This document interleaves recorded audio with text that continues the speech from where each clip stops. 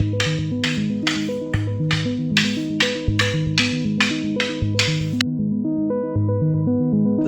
Sumbrada in predetermined patterns or in a freestyle capacity is to learn to respond as efficiently as possible. I've already demonstrated this as a solo practice, a carenza exercise.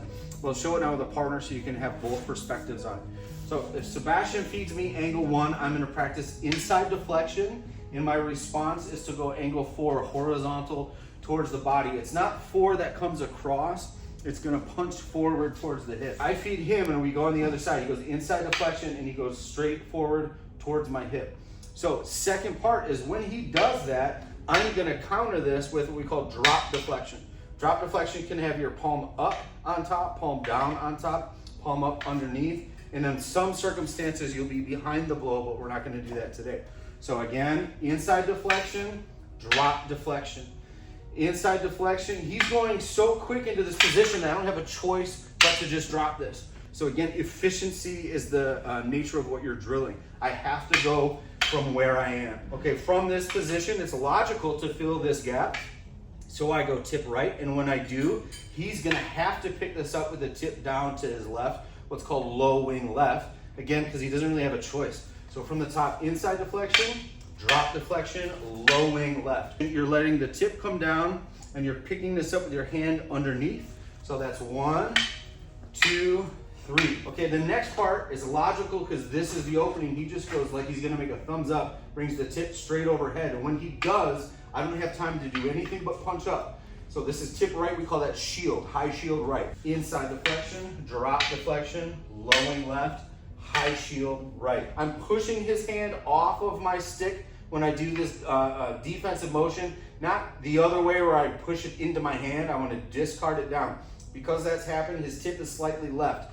Naturally, this is the place for me to fill. It's a small, efficient movement to do so. And when I do so, what choice does he have but to punch that up there for roof block? So that's tip left, roof block. Again, he pushes this off of his stick, not towards his hand.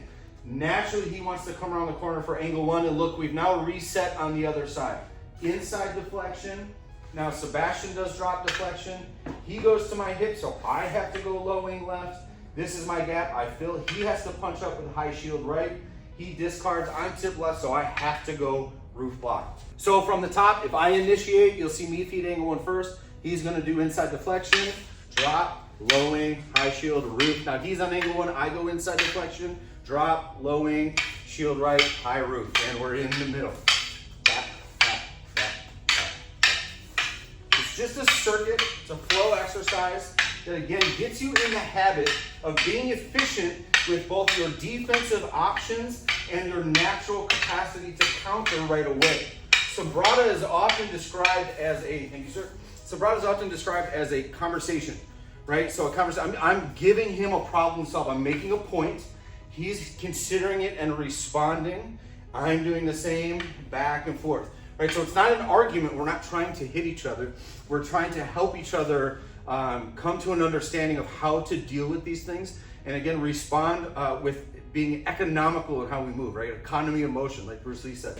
So it's an excellent exercise to get you accustomed to this idea because Kali is fast, right? It's very fast. It's a weaponry art that moves, especially with a blade, very quickly.